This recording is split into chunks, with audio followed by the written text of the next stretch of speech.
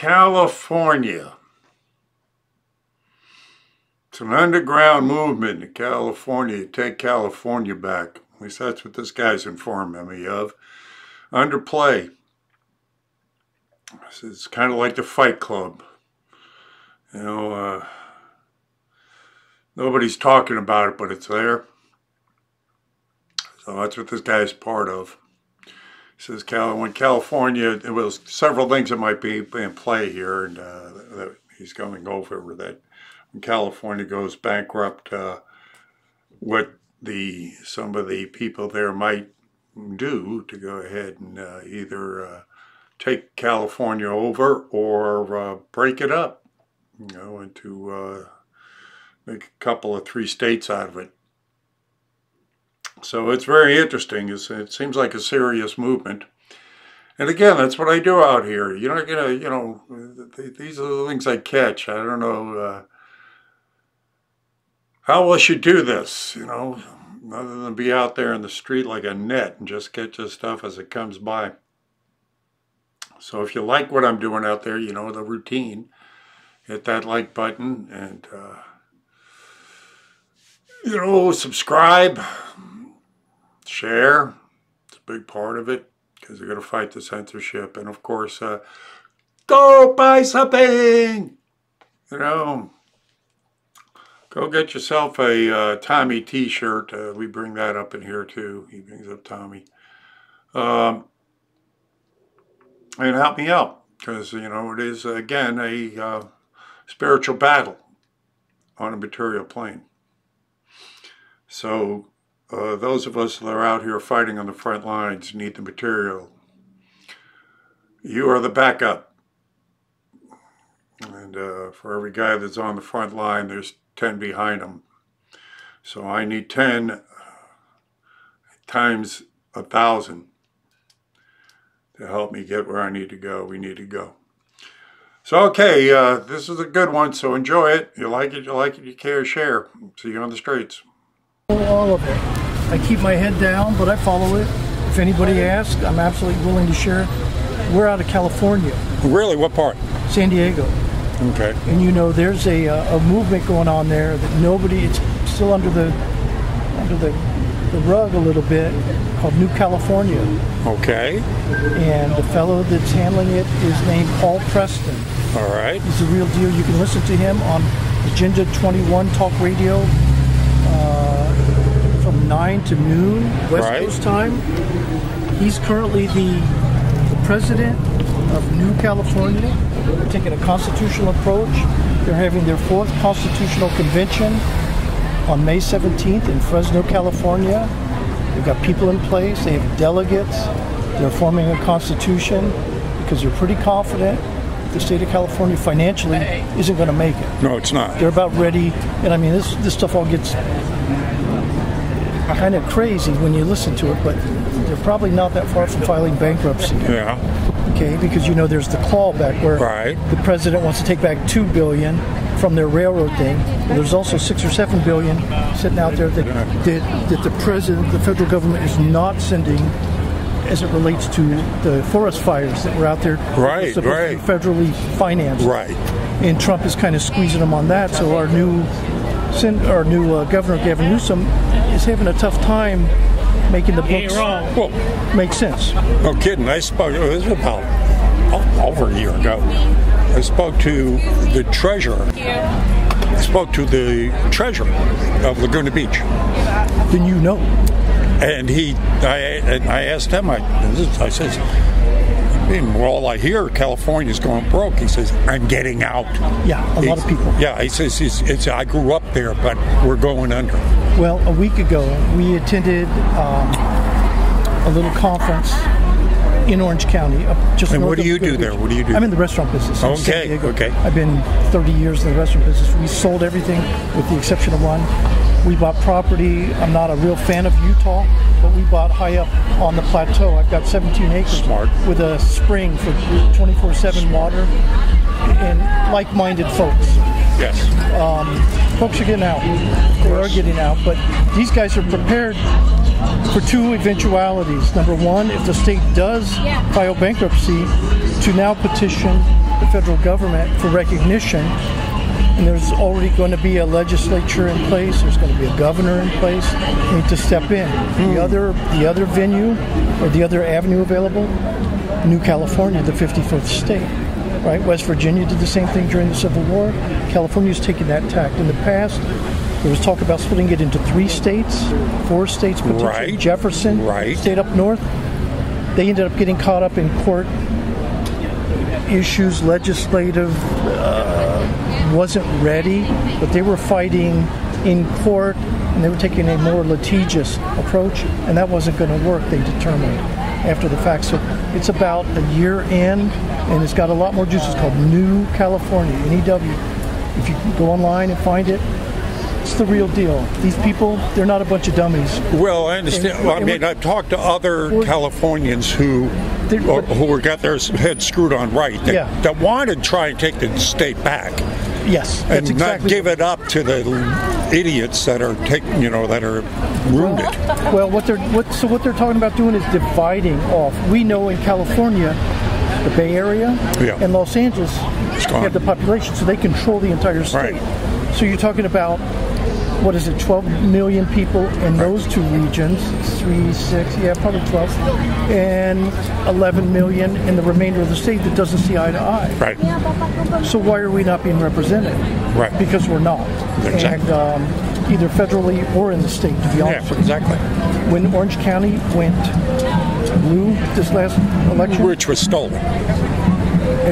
Orange County was always a firewall. Yes. We knew Orange County's never going Democrat. Right. Ever. If you go into Orange County and you see the money floating around, it's not a Democratic enclave. Yes. All of a sudden it is. It's right. And they know how it happened. Vote harvesting. Yes. So, these are smart people. I love them all. They'd have their facts together. And the movement's in play.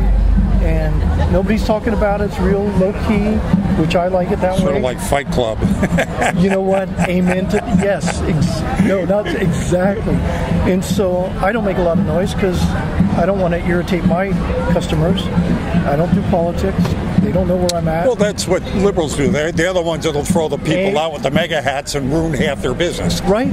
And why would you do that? Because they're idiots. Well, because I like your green first. Yes. Your politics. If we're going to talk about, green, let's this green where that's what I'm talking about. I'm the Green Party, and if with enough green in my pocket, I can support whomever I choose. Exactly. Right. I can go finance and do my charity to whoever. See, that's what's weird about the left is, one, they give up the guns and want to fight.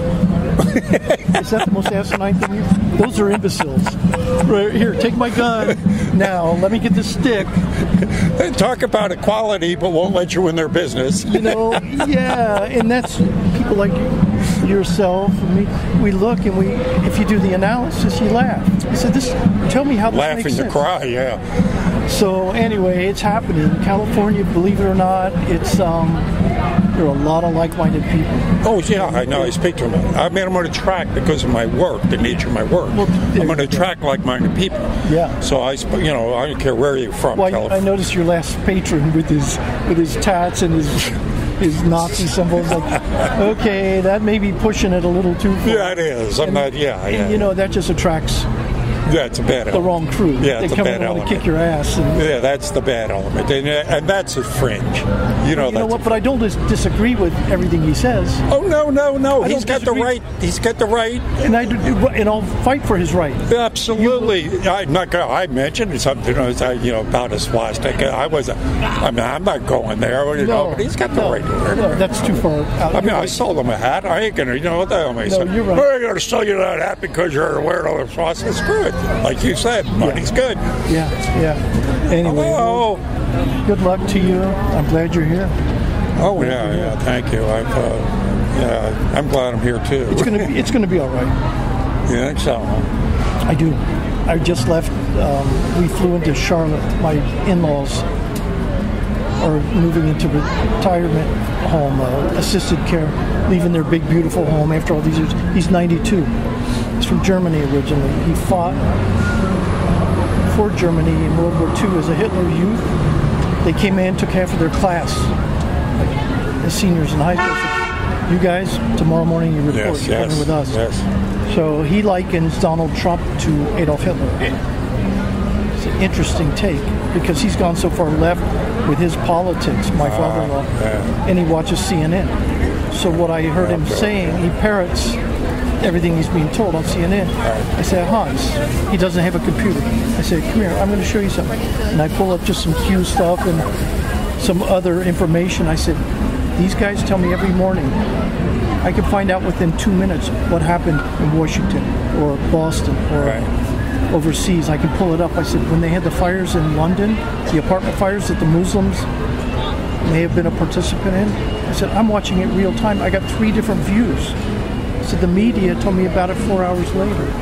I said, I don't do television anymore because I don't need it. You don't need it. Periscope. Well, that right there, and you see, this is the deal. People say, when you look at it, history repeats. Yes. Yeah. But what we have now is something that history's never had. Right?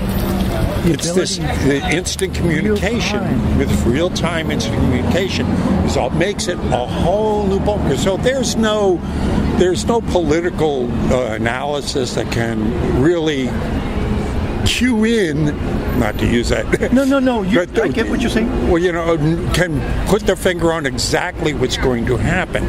There is just so much out there. Yeah. We got a better idea now, but we can get it because, again, we are getting real-time information. Yeah. We can get it directly from each other. Right. Oh, yeah. You and I can talk tomorrow morning at 3 a.m. Yeah. But there is going to be chaos. There's going to be an element because they do have the sleeper cells. They have already brought in enough immigrants and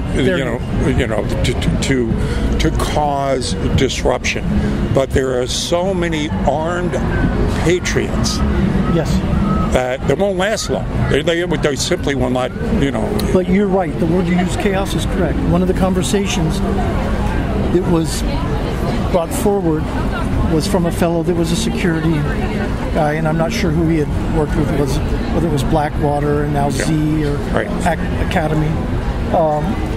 He did go into that, and the president was speaking about that issue, and he says, the analysis right this moment, 25 to 30 million, if we talk about nationwide. Yes. That's the number. Yeah. And that's the first time I had heard that number. And my wife, who took off, I looked at her and I said, are they really believing 30 million? Yeah. That's actually, I think, a low number. I think that's a low number. I think you're right. I think you're right. It's mind-boggling. To me, that's a mind-boggling. Because you got to look at supply lines disruptions. Exactly.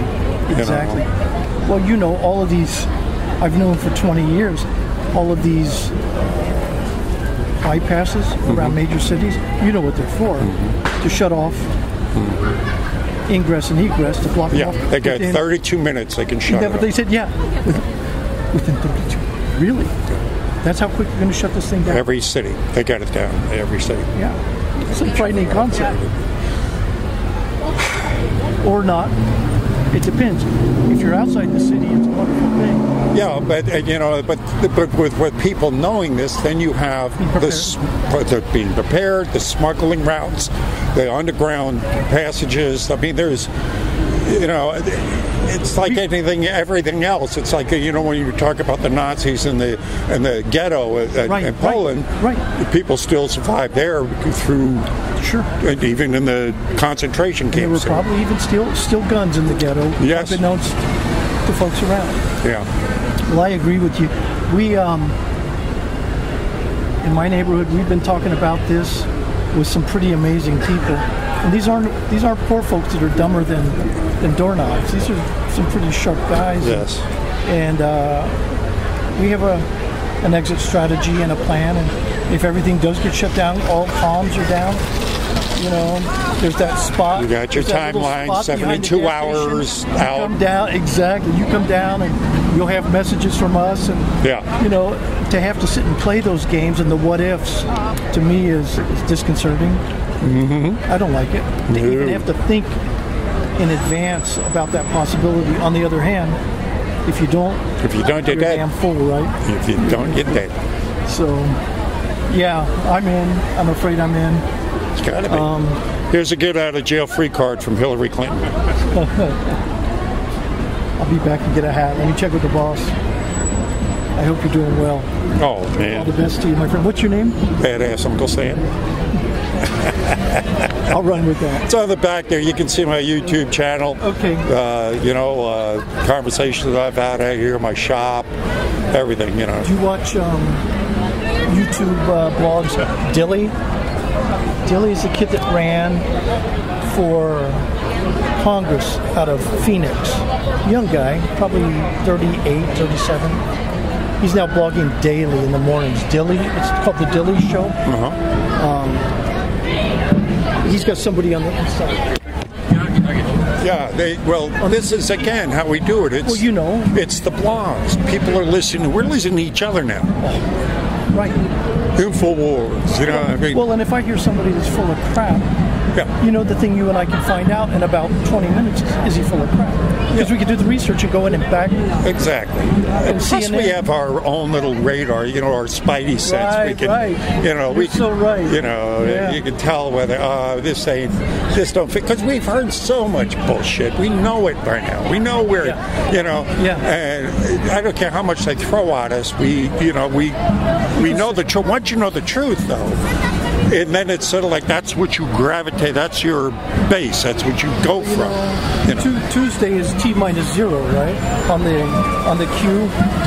Well, Q dropped. Okay. So Tuesday's the day that I've been watching since I've been out of town now a week in Charlotte, away from home. But I've noticed the last 3 or 4 days that the people on Twitter are dropping more information in the last 72 hours. Well, look what's coming out mainstream media now. They're exposing the dossier as being, and you and I have known that for a year and a half. Oh, well yes, we Steele yes, Papadopoulos and all those names. My father-in-law, I start dropping names on him. He's like, huh? Yeah. I say, no, but now the question is anything ever going to get done about it? Because I've spoken to... Well, it's all about Barr. Well, that's it. He is the key to it, I think. He's the key to all of it. He's either going to go... Is he going to turn into be another Sessions, though? But, you know, I don't know about you. I still don't know the role that Jeff played because they kept their cards close to the vest. Yes. So is Jeff a white hat? Is he a black hat? And I saw Trump play the game with him, but Trump also got in the middle of a wrestling ring with, what's his name? Yeah. So Trump, if there's a showman on the planet, Trump knows how to play it. Yeah. And if he comes and goes, badass Uncle Sam, you, da-da-da-da-da, only to turn around and be your best friend. So he's dogging Jeff Sessions all that time. Had I known he was going to recuse, was that all just smoke and mirrors? Yeah, I think it was. Because look at who he put into place. Right, in Utah. Right, he had those guys working in Utah. Where you've got 800,000. Is it? No. 80,000 subpoenas. Sealed indictments. Sealed indictments. Yeah. That's not chump change. When you start realizing, what is it? 800 a year normally. So that's it. So what is it they're doing? Have they been waiting for the right time just to drop the big load? Because to me, I'm going, why wait? Well, if you got 80,000, at least a few of them. Put them on the defensive. We're all the same. Like, show me. Yeah. I mean, I'm saying put a few of them on the defensive. You know, let's go on the offensive. Let's put a few of them on the defensive. Right now, all we've ever seen is they're still doing book tours and, you know, pissing on us. I think they're all on the defensive. You think so? Oh, yeah. We're seeing down, well, I'm out of San Diego. We know what's going on at the border, and they've, for all intents and purposes, shut that down. When the crew comes into San Diego, they're not coming through San Diego any longer. Now, we also know, I have friends that are Mexican nationals that live here, and they said for every tunnel we give you, there are 8 more. Yeah. He said, we know, we just give you one. So that's all, you know, facts that the world knows. I spoke to 2 senior customs agents that work undercover on the Mexican border. Those caravans. Yeah. They know what's going on down there. Yeah. And how much government involvement, corruption is going on with it also. It's obscene. It's obscene. It really is. Anybody that comes to me and shows me a badge and an ID, you're supposed to be my friend, and I'm supposed to trust you. I trust my name. I trust badass Uncle Sam more than I trust you. Yeah, but they're again, I'm going to attract. There are good people that go in that try to do good, that are still trying. But then when they realize they can't make their mortgage payment and put their kid through college, and the guy dangles, $100,000 at them. I've talked to like the cops that were involved in 9/11 now. They said, "Well, why? You know what's going on? Why did you?" They'll threaten my family, threaten my pension, they threaten my life. Yeah. I can't open up my mouth. Well, did you see that guy right before I left home? So now 6-7 days ago, that guy that was the whistleblower. Can't think of his name. I'll think of it in a second.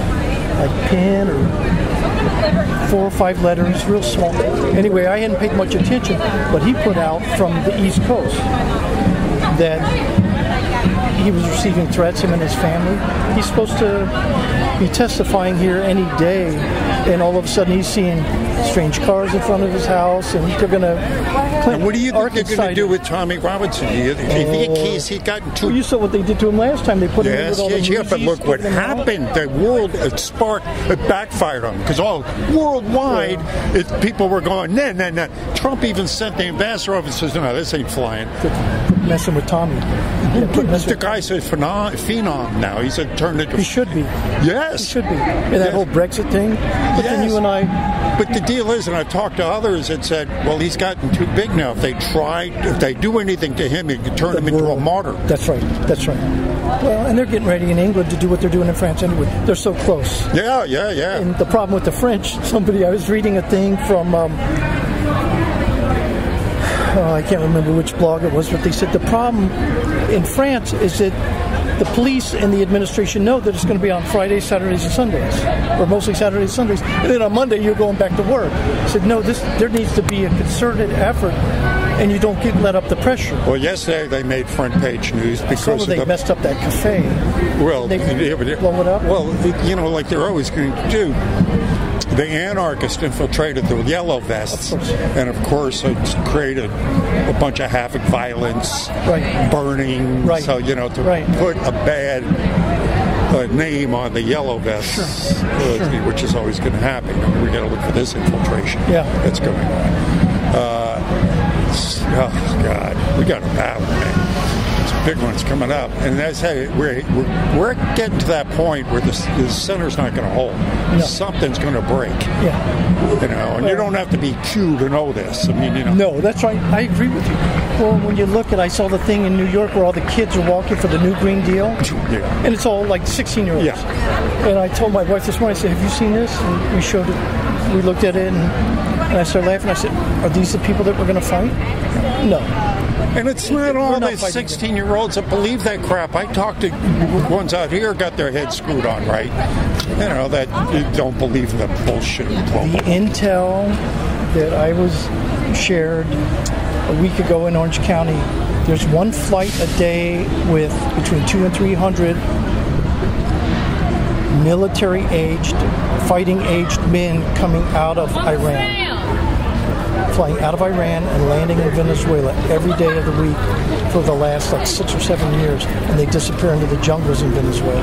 Iranians? And they disappear. They call them, if you talk to the Border Patrol people that are undercover, what do they call them? OTMs, other than Mexicans. And the number of OTMs coming across the border have increased. They know that they're getting guys from the Middle East every day, all day. Again, I spoke to border agents out here. And they know that the cache of arms, that they've got them stashed away all over the place. They know what's going on. You and I need to pay attention to what's going on. Those are the people we're going to fight. My son's up at Berkeley. Well, those are the sleeper cells. Those are the ones that we got to worry about. My boy's at Berkeley. He's in his 4th year. He's done in about 8 weeks. And Antifa. That's the home of Antifa. And we pay attention to the little gal that's run it. But those guys are useful idiots. They ain't nothing. They're skinny neck. Yeah. So are they the ones we're going to fight? No. It's going to be... It's going to be the Al-Qaeda or... Stay warm with me. Thank you for the conversation. Keep your eye open. I like this guy's optimism. The fact that he thinks that we're eventually going to come out on top on this. Gotta believe that too, but of course the numbers that we brought up in there are disturbing. 30 million, I think, is a low number. But for those of us that survive, good, God bless you. For those of us that lay ourselves down for this fight, God take care of us. Accept us in. So that's it, folks. See you on the streets.